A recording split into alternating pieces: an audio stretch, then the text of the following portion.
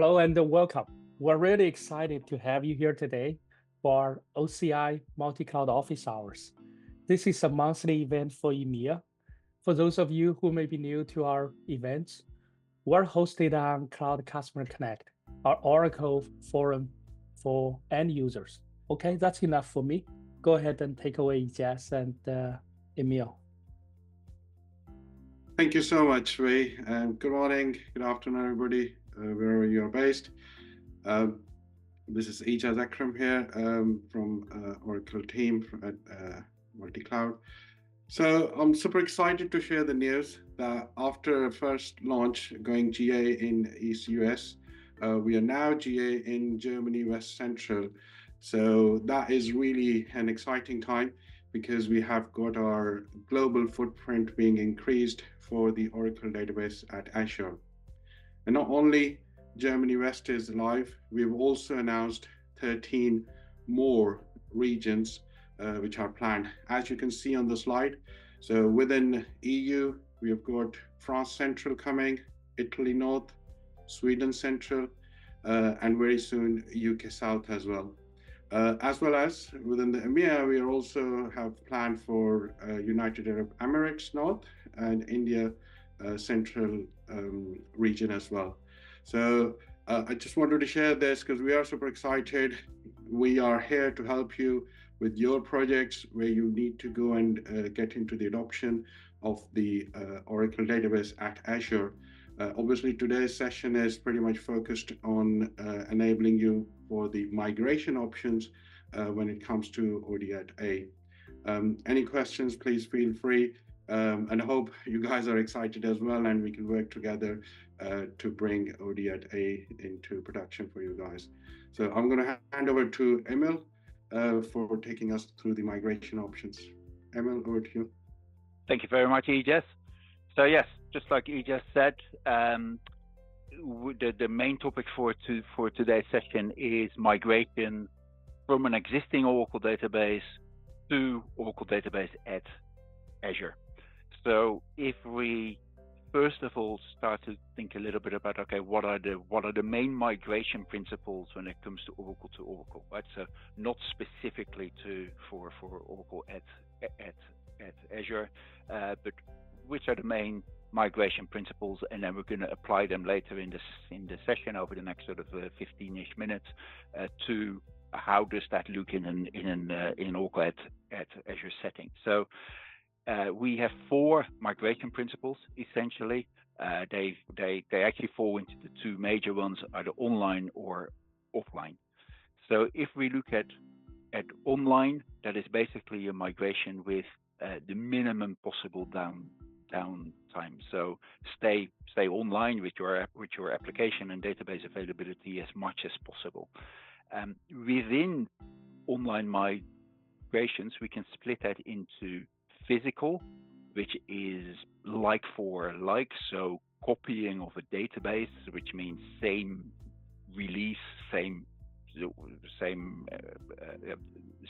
data files, that sort of thing. What you should be thinking about there is tools like DataGuard and Armen to use that.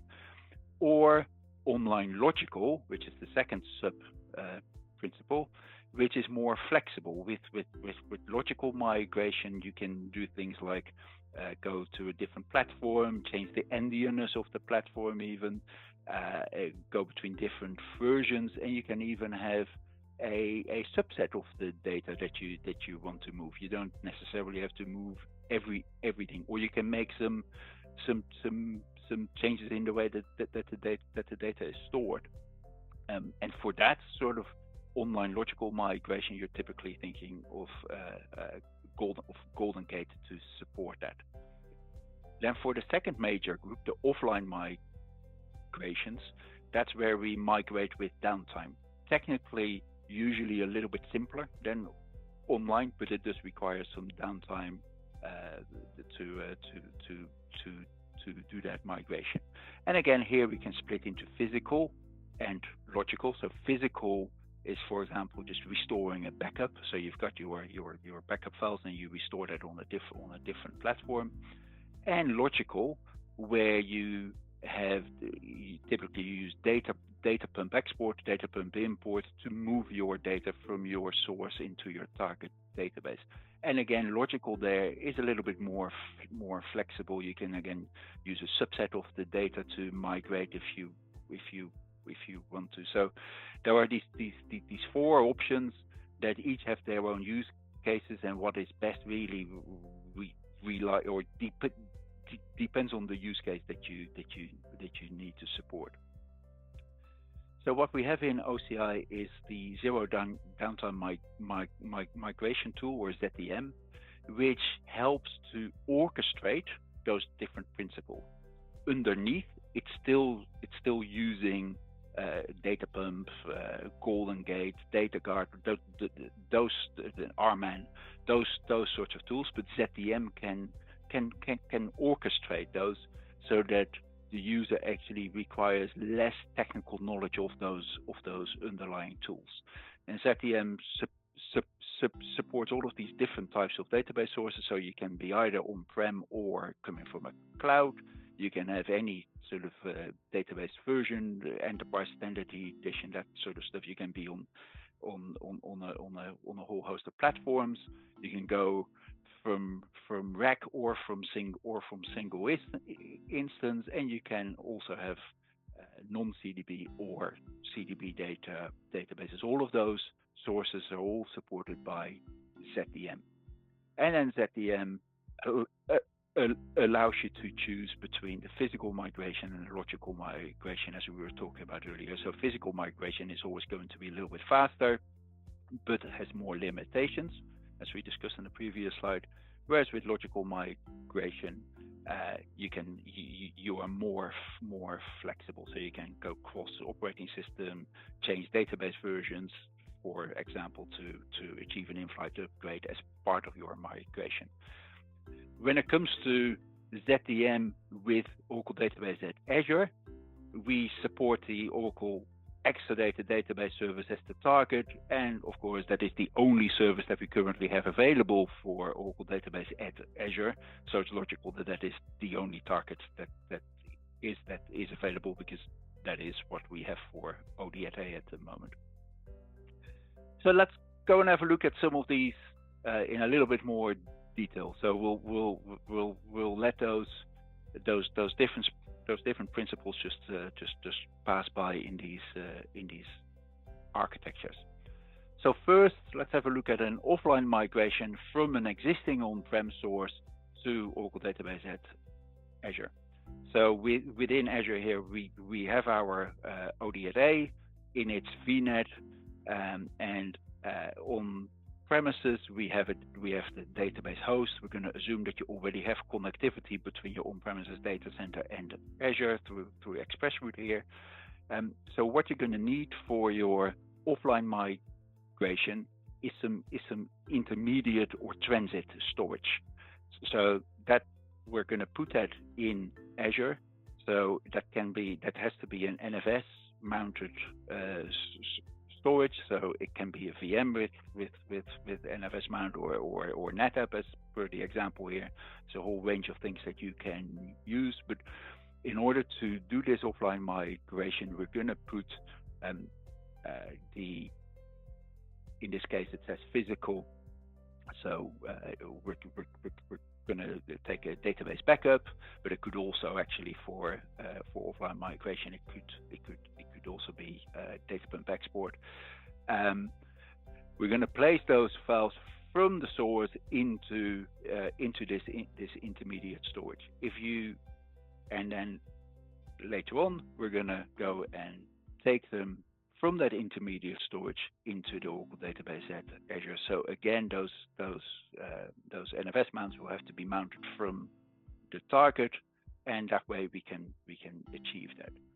If you're going to use ZDM as your orchestrator here, then the rule of thumb is to place ZDM as close as possible to the source.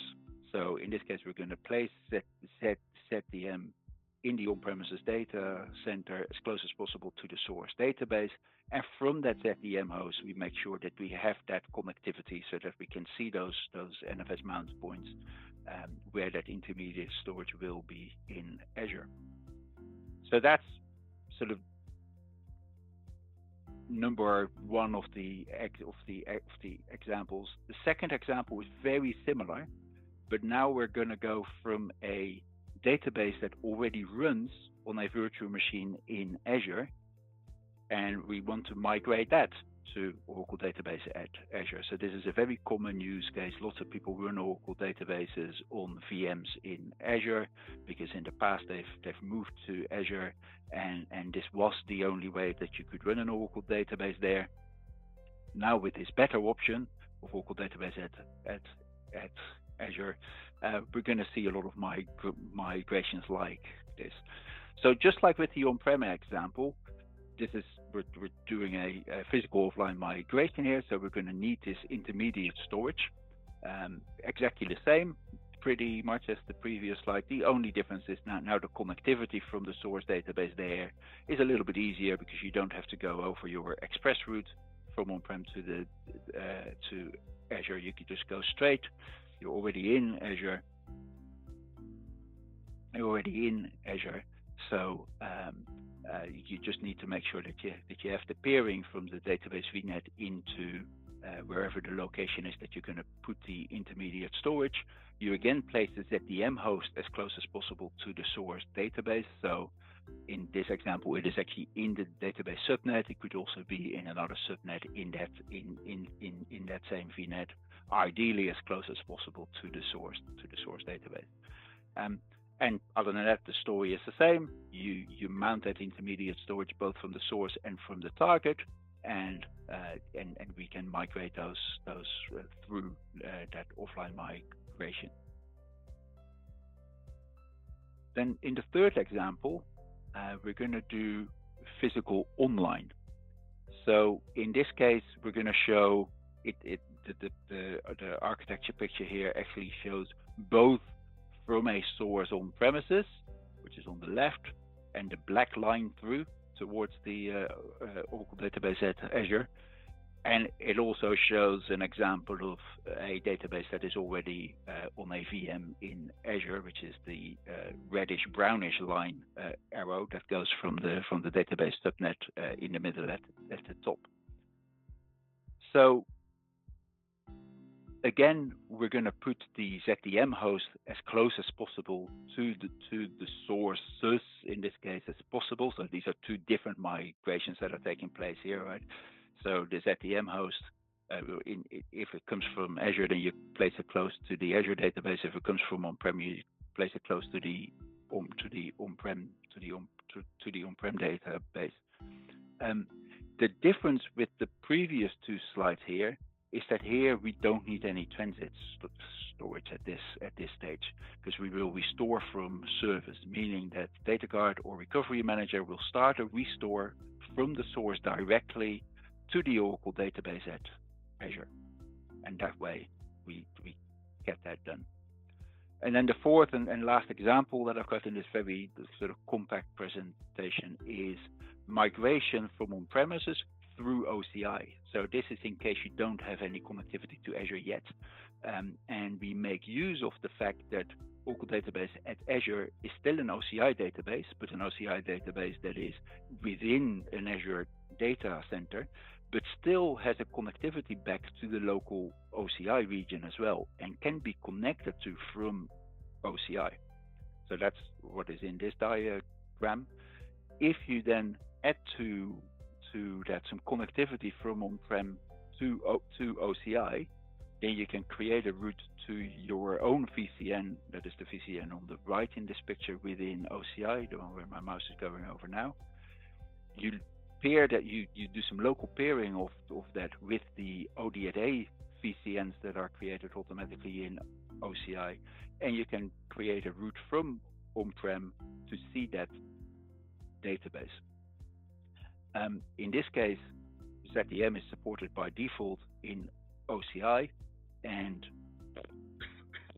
apologies, and the transit storage for offline migration is OCI object storage, which is the default in ZDM anyway. The ZDM host is again close to the source database, but it will be using the OCI object storage as the transit storage for these migrations. So if we sum all of that up, ZTM is really recommended as the orchestration tool. It can use any of the four methods, the first four methods that are in this diagram. So it can use DataGuard for physical migration online. It can use Golden Gate for logical online migration. It can use RMAN backup and restore for physical offline, and it can use Data Pump for logical offline.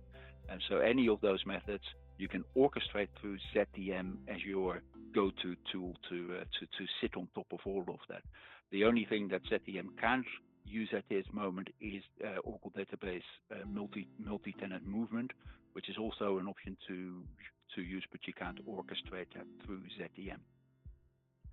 So that is a very quick sort of overview of all of the things that are possible within all of the principles that you can use to move from an existing Oracle database to Oracle Database at Azure. And with that, I'd like to throw it over to the Q&A.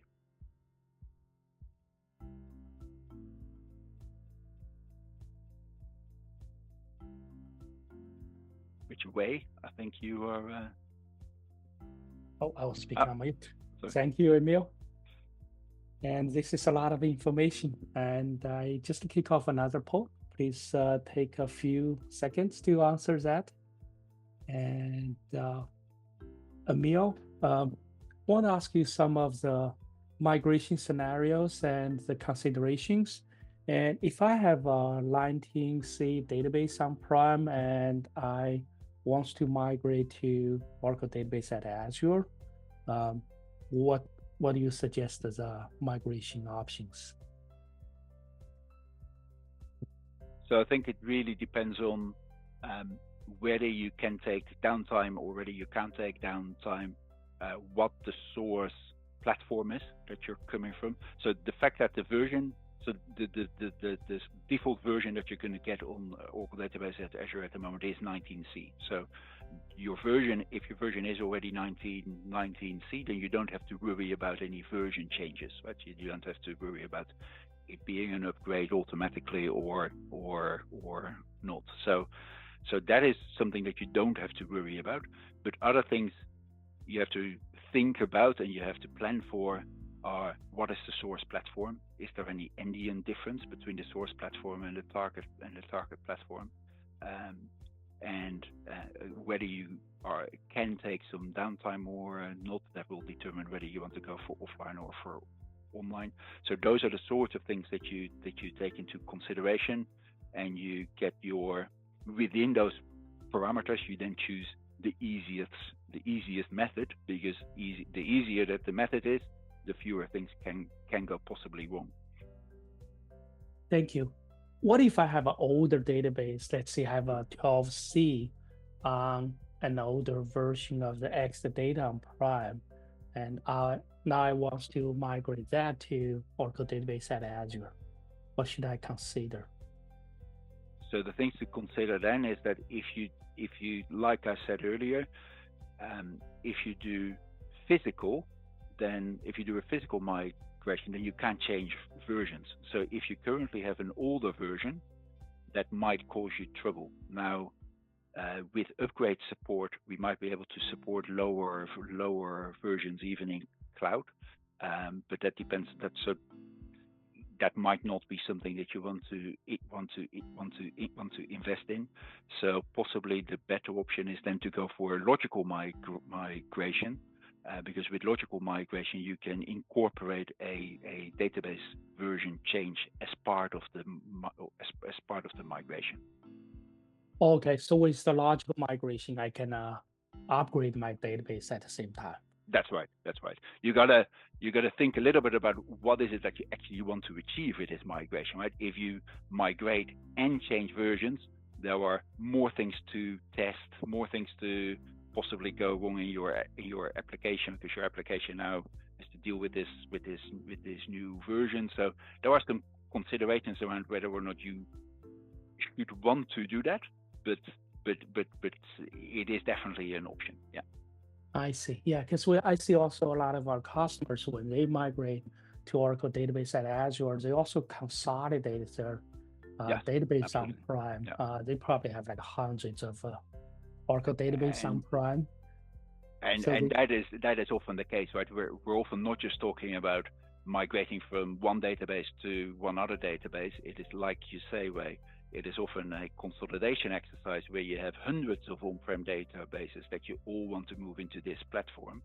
And of course, as we all know, those hundreds of source databases, they're all going to be on different versions, right? So the whole migration project, there were lots of things to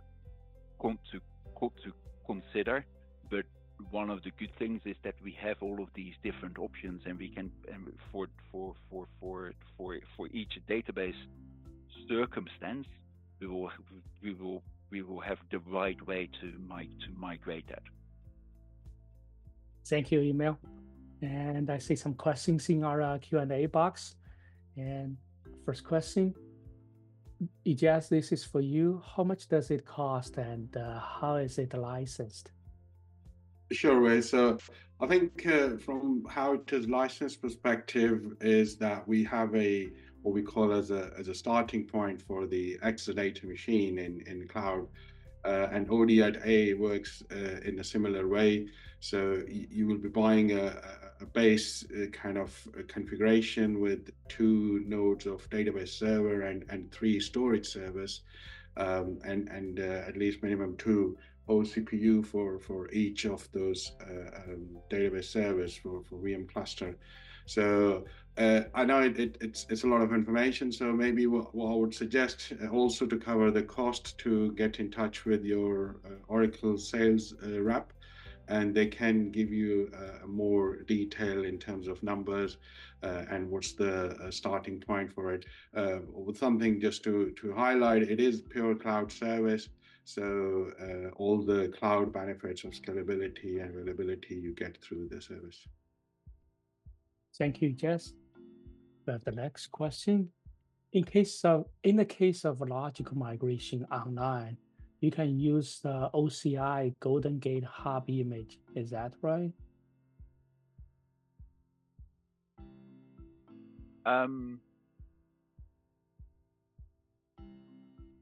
If you place so that would then mean that you place your Golden Gate in OCI. So you're limiting yourself, or not limiting, that's not the right word. You're choosing to do the migration through OCI in that case.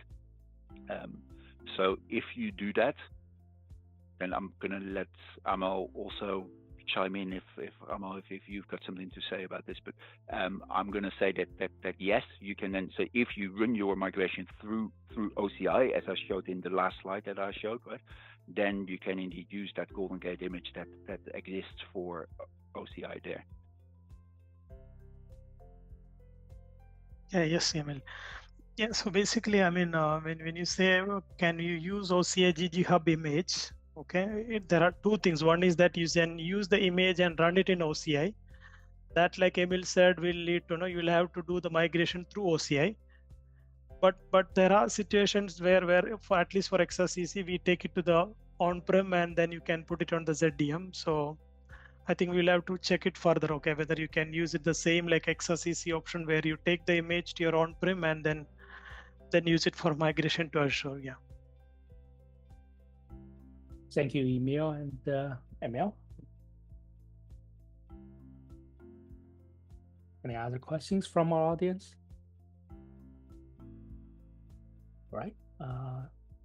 Next question is there any certification metrics for migration of on-premises Oracle database to Oracle Database at Azure?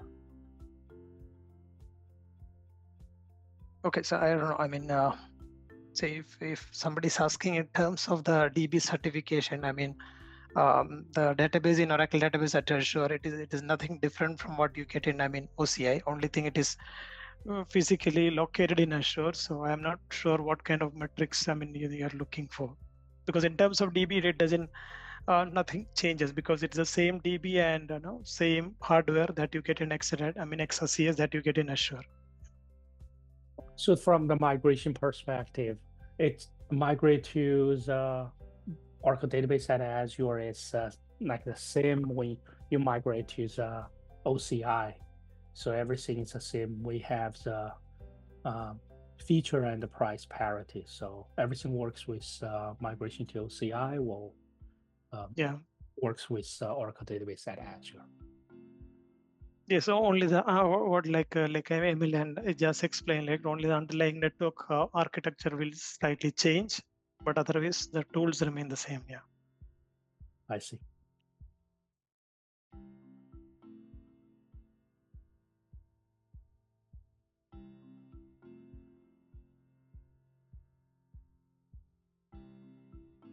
Ejaz, have you any customer scenarios you want to share? Yeah, I think the on the migration, the from customer perspective, obviously, the two key ones we saw, one from on-premise, and second from having databases within Azure. So what we are seeing with a lot of customers, that those are quite popular, I should say, requirements. On the connectivity side, a lot of customers who are in Azure, they already have got their express routes in place. So one of the options we saw was to connect through their existing Azure networking hub. So I think it's worth just mentioning that you can leverage your existing connectivity, your existing pipes, bandwidths you have already in place. So there's a minimum change from that perspective. And using tools like ZDM, you can easily plan and manage your migrations. So it's again, from the existing tooling, we have enabled for customers to use them and migrate their data much easily. And that's what we have already seen with a few customers already live in US East, and other customers we're planning to bring online here in European regions. Thank you, Ejaz, for sharing the insight. And we're at the bottom of the hour. So we'll wrap up. We greatly appreciate your time here. And a special thank you to Emil, Ejaz, Emil, and Ricardo, and for these office hours. And we'll have a final poll when you exit. Please take a few seconds to answer that before you exit. And we'll see you next time. Thank you so much.